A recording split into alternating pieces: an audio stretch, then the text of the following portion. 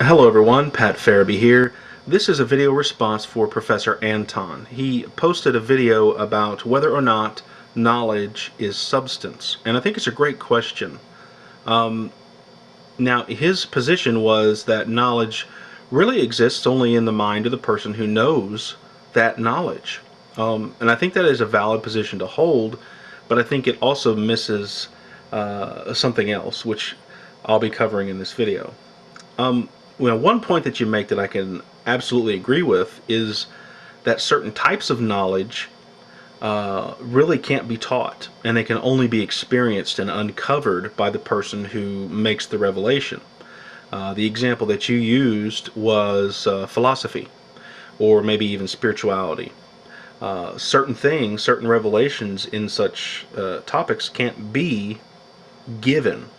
You can't read it and just understand it. You have to build to it.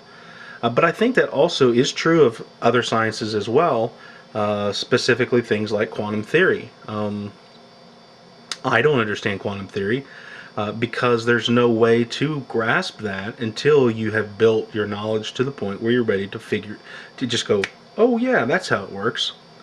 And so to get to that point, you have to work long and hard. Now, about my addition to your assertion that knowledge exists only in the mind of the human being, it's somewhat of a long explanation. I'll try to make it quick. Let's look back at the beginning of life itself and the process that evolution took. First, you have a single molecule that replicates itself. Eventually, that molecule binds with other molecules, with other proteins, and they become stronger. And eventually, they build a cell wall to protect them from the elements. These cells then eventually start to group together and form bits of communication to keep in touch with each other, to make them work as a group.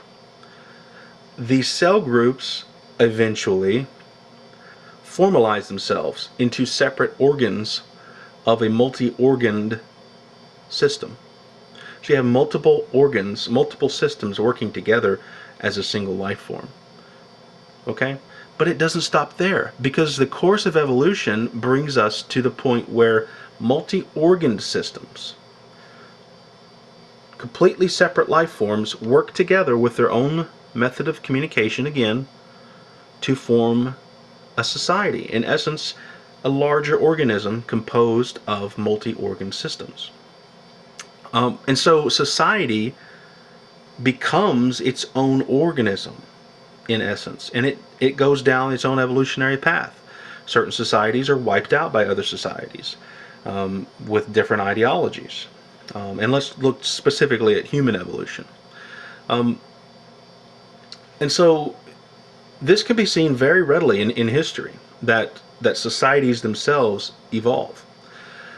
Now, if we look at human development for the first so many thousands of years, I mean, if one estimate has human evolution at 100,000 years, others have it as much as 250,000 years. Well, let's just accept 100,000 years.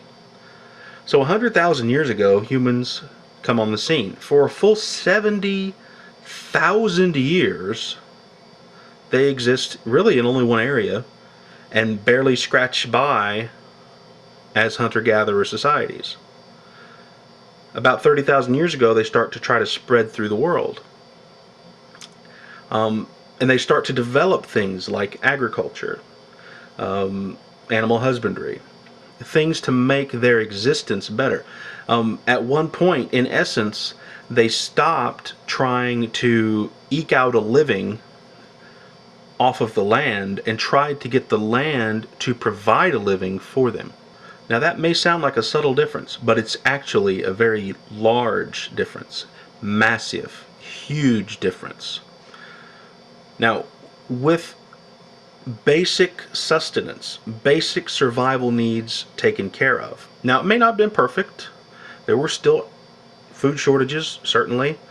There were still, natural disasters to contend with, but the basics of survival were in place, and that freed mankind to pursue other things. Eventually, and this is the big one. This is the big one. And actually, before I even mention it, let's talk about how knowledge exists at that point. At that point, you're exactly right. You are precisely on the money. At that point, knowledge exists only as thoughts in someone's head. All knowledge that exists in the world at that point is in someone's head. Okay? And knowledge is handed down from generation to generation. Methods of tending to the flock, methods of growing crops, all spoken from generation to generation. And there's the key. There's the key. Communication was entirely oral, with art playing a significant role as well, and some written history was pictorial, but it was never as effective as simple oral communication. Now, the big one that I mentioned, writing. As soon as writing was developed, you see an explosion of knowledge, an explosion of human understanding. And why is that? Well, it's because knowledge then becomes its own organism. It starts to build upon itself, to refine itself, to evolve for itself. Pieces that are not useful are cut out. New revelations are piled into the stack. Someone studying a particular topic simply looks up the work of those that came before and builds upon that. And so instead of having to keep track of everything at all times, certain amounts of knowledge can be stored for future reference, and it does not all have to be in your head at the same time. Now, because it is an evolutionary process, it has its own version of the appendix. There are parts of knowledge that are useless. There are parts of knowledge that are downright wrong and hazardous to the life form. But fortunately for us, part of that evolution has brought us the scientific method. In essence, the scientific method is the immune system of knowledge. Think about that for a second. Because we have this scientific method, ideas that are false can be tested and removed. Ideas that are correct can be tested and incorporated. Now, as for people being interchangeable, let's be realistic for a moment. I respect intelligent people. I have a great deal of respect for great thinkers like Stephen Hawking, Carl Sagan, Richard Dawkins, etc. However, I will not go so far as to say if Stephen Hawking never came into the world that none of Stephen Hawking's revelations would ever be made, because Stephen Hawking didn't come up with it all by himself. Think about that for a moment. Where did Stephen Hawking come up with his revelation? He had to start from point A. Where's point A? That is the knowledge that has been built up since the advent of writing. I use the analogy, I am standing on a mountain and touching the cloud. Should I take credit for the mountain being there? No, I shouldn't. And I liken the mountain to the substance that is knowledge. Knowledge has a substance that is as real as the mountain.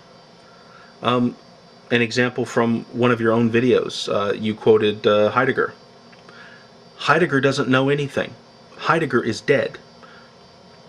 Heidegger is a non-person. Now, I don't know if you ever met Heidegger, but I think it's probably safe to say that Heidegger did not directly tell you his revelations. He didn't tell you what it is that he thought. You read that from what he wrote. You read that from what was written about him.